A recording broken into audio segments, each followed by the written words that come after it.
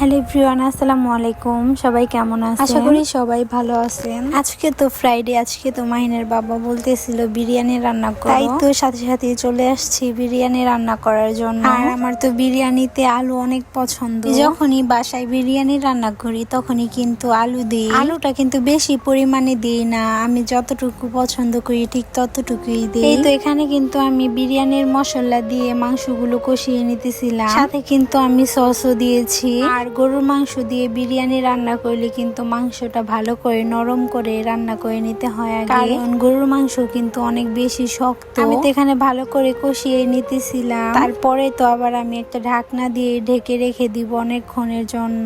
রাসটা কিন্তু একবারে কমিয়ে রাখছিলাম। এবার কিছুক্ষণ পরে ঢাকনাটা খুলে দেখি মাংসগুলো সুন্দরভাবে কষানো হয়ে যাচ্ছে, তাই তো একটু নেড়ে চেড়ে দেখে নিচ্ছিলাম। এখন দেখি চুলায় কিন্তু লেগে লেগে যাচ্ছিল মাংসগুলো। এরপর তো আমি ভালো করে নেড়ে চেড়ে আগে মিশিয়ে নিতেছিলাম। আর আজকে কিন্তু আমি টক দই দিই নাই, কারণ ঘরে তো টক দই ছিল না, ঘরে যেটা ছিল সেটা দিয়ে রান্না করার চেষ্টা করতেছিলাম। এই তো এখানে কিন্তু আমি ফাঁকি দুধ গুলিয়ে তারপর দিয়েছি। এখন কিন্তু নেড়ে চেড়ে মিশিয়ে নিব। আর এই দুধটা দিলে কিন্তু তাড়াতাড়ি লেগে যায় মাংসগুলো, এই কারণে কিন্তু ভালো করে নেড়ে চেড়ে নিতে হয় বারে বারে। তো আমি কিছুক্ষণ ঢেকে রাখার পরে চাল কিন্তু দিয়ে নিয়েছি। মাংসগুলো কিন্তু ভালো করে সেদ্ধ হয়ে গেছিল, এরপরে কিন্তু আমি চাল দিয়েছি।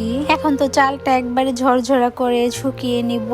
সামান্য একটু ঢেকে রেখেছিলাম। আর আজকে তো বাহিরে এত পরিমাণের বাতাস, কি বলবো, দেখুন অনেক বাতাস আসতেছিল, রান্না করতে কিন্তু অনেক কষ্ট হচ্ছিল। আর এরকম ঠান্ডা ঠান্ডা পরিবেশে কিন্তু খিচুড়ি, বিরিয়ানি এগুলো খেতে খুবই ভালো লাগে। দেখুন কথা বলতে বলতে কিন্তু আমার চালের পানিগুলো শুকিয়ে গেছে। এরপরে কিন্তু আমি বিরিয়ানিতে পানি দিয়ে দিছি। আমি তো এখানে যতটুকু পরিমাণের চাল দিছি তার ডাবল পানি দিয়েছি। এই তো এবার চালের সাথে পানিগুলো ভালো করে নেড়ে চেড়ে নিলাম। তারপর কিন্তু আমি আবার রান্না করে নিয়েছিলাম। এখন তো খেতে বসে গেছি, রান্না বান্না শেষ। আর আপনাদের ভাইয়া তো বলতেছিল বিরিয়ানিটা অনেক মজা হয়েছে। আসলেই কিন্তু বিরিয়ানিটা অনেক বেশি মজা হয়েছে। আর বিরিয়ানির সাথে তো কোক লাগবে, কোক ছাড়া তো চলেই না। এদিকে তো অনেক দিন পরে আপনাদের ভাইয়ার ওয়ালেটটা হাতে নিয়েছি। আমার এখন দেখি আমার ছোটবেলার ছবি, আমি কিন্তু ছবিটা দেখে অবাক হয়েছিলাম। আমার আম্মু তো একদিন এই ছবিগুলো বের করছিল, পরে আমার হাজবেন্ড নিয়ে আনিছে।